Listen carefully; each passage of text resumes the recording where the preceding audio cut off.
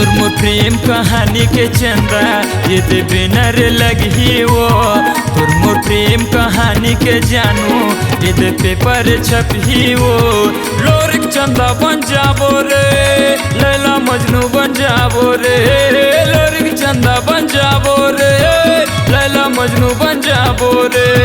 तोर मोर प्रेम कहानी के चंदा ये दे बेनर लगी रे।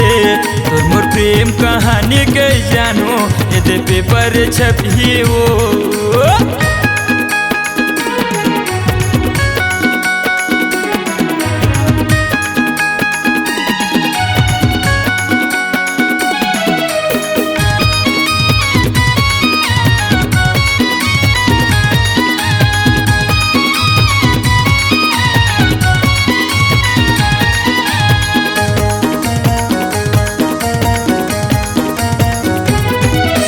तोर मोर प्रेम कहानी ला चंदा जानत हवे पूरा दुनिया रे।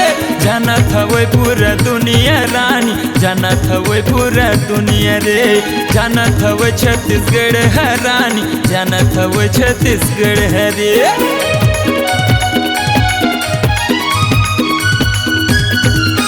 तोर मोर प्रेम कहानी ला चंदा जानत हवे पूरा दुनिया वो।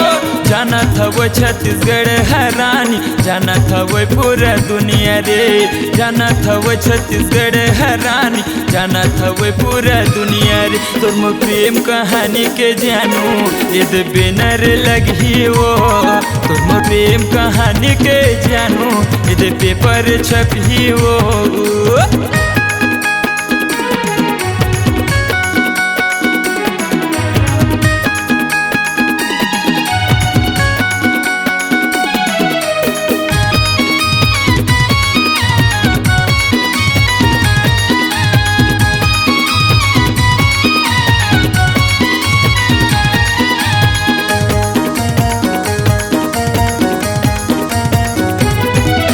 झापर गाँव के राजा सिरवास के ब्यूटी पार्लर में मिले पे वो। पुतुर बोली गोठिया बो चंदा माया के गोट गोठिया बो। पुतुर बोली गोठिया बो चंदा माया के गोट गोठिया बो।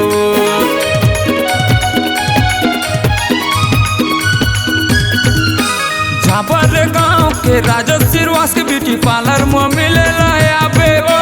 पुतुर बोली गोठिया बो चंदा माया के गोट गोठिया बो। पुतुर बोली गोठिया बो चंदा माया के गोट गोठिया बो। तोर मोर प्रेम कहानी के चंदा ये दे बेनर लगी वो। तोर मोर प्रेम कहानी के जानू ये दे पेपर छपी वो। लोरिक चंदा बन जाबो रे, लैला मजनू बन जाबो रे। लोरिक चंदा बन जाबो रे, लैला मजनू बन जाबो रे। तोर मोर प्रेम कहानी है चंदा टीवी न्यूज में चली वो। तोर मोर प्रेम कहानी के चंदा ये दे बेनर लगी वो। तोर मोर प्रेम कहानी के जानू ये दे पेपर छपी वो। तोर मोर प्रेम कहानी के चंदा ये दे बेनर लगी वो। तोर मोर प्रेम कहानी के जानू ये दे पेपर छपी वो।